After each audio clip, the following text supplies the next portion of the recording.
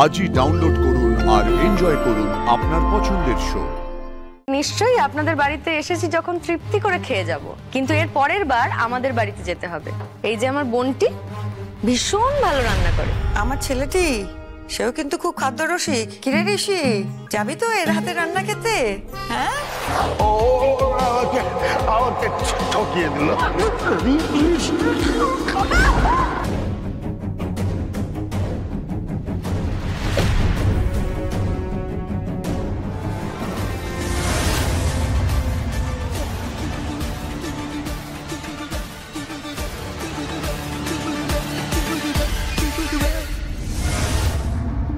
এই যে ঋষির বাবা।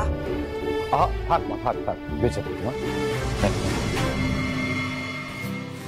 আপনার কেন? ওহো,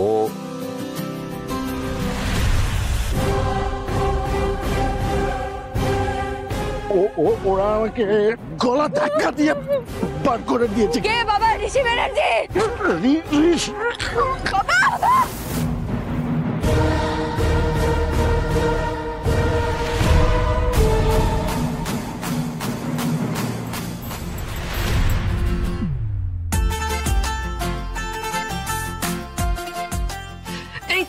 থাক, আমাকে আর আপনাকে প্রণাম করতে হবে না। আরে আমাকে আপনি বলে ডাকছেন কেন? তুমি বললে হবে। ঋষি ব্যানার্জির সঙ্গে কথা বলেছি আমি। কি ভালো মানুষ রে মা, এত বড় লোক, মানে এত শিক্ষিত, তো এতটুকু অহংকার নেই, জানিস তো। আমরা ঋষি ব্যানার্জির কাছ থেকে আসছি, উনি এই গিফটগুলো পাঠিয়েছেন। আপনার এই মেয়ে কি ভালো মানুষই, আর ভদ্রতা দেখেই আমার বাবা ঠকেছিল ঋষি ব্যানার্জি।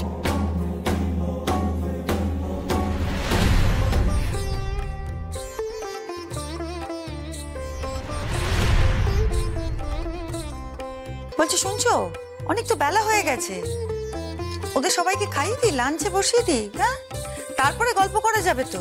এই, তোমরা আসবে বলে কিন্তু আমি নিজের হাতে রান্না করেছি। হ্যাঁ আন্টি, নিশ্চয়ই আপনাদের বাড়িতে এসেছি যখন তৃপ্তি করে খেয়ে যাব, কিন্তু এর পরের বার আমাদের বাড়িতে যেতে হবে। এই যে আমার বোনটি ভীষণ ভালো রান্না করে, আপনাদের সবাইকে নিজের হাতে রান্না করে খাওয়াবে। বল বোন।